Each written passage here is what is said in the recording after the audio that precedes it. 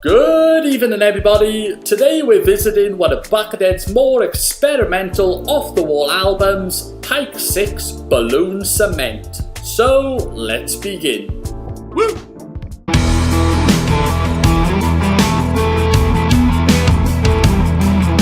Released April 12, 2012, Pike 6 has a runtime of just over 30 minutes and is comprised of 12 tracks.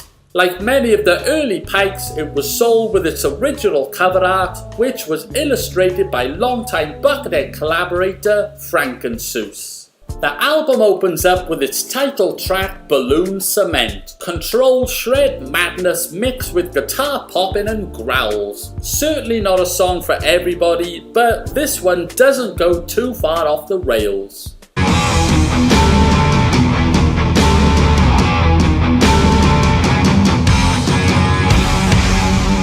Track 2, Red Watercolors, sees Buckethead mixing overdrive blues guitar with more ferocious shred and popping in line with track 1.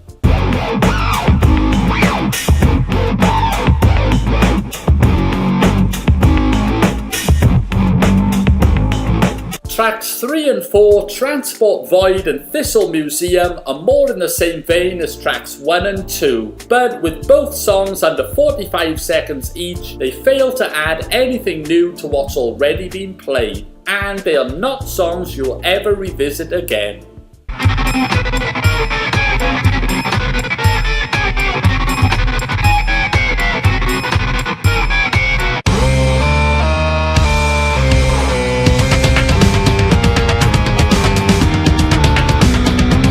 Track 5, Alligator Eye Viewer, goes into all-out kill switch assault and feels more of a jam than a thought-out composition that for me doesn't quite flow and misses the mark.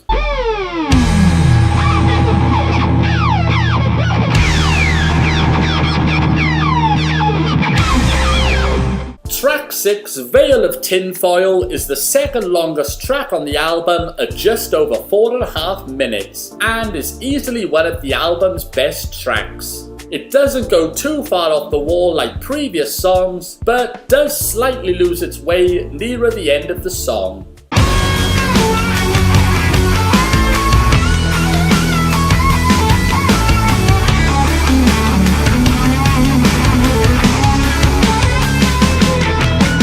Tracks 7 and 8, Chestplate and Vast Mound, once again see Big B going kill switch crazy. Clearly he's having fun even if it loses a majority of the album's audience. It's very obvious at this point that this album isn't for everyone, nor is it meant to be. Big B's just enjoying himself.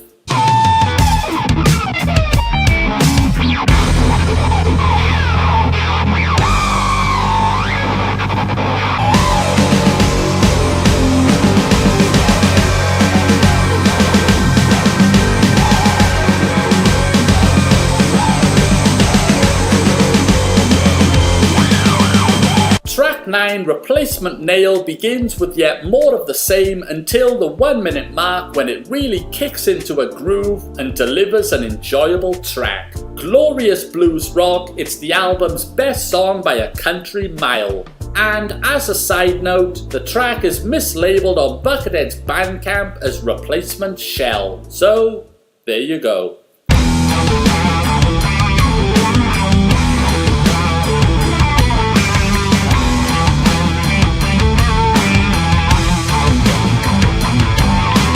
Track 10, the comically titled Shatter Shell, is the album's longest track at just over 5 minutes. The song has its moments before kicking into some Death Cube K style darkness around the 2 minute mark until the song's end. Not bad.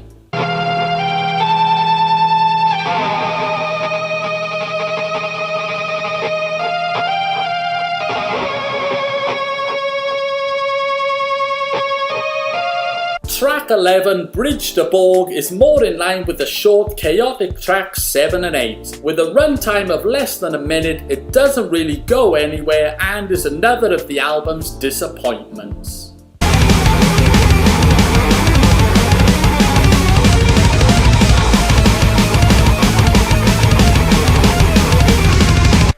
the album's final track, Evaporates, locks onto a groove early on, but at just over a minute fades out and the album ends with some dark ambience. A disappointing way to end the album.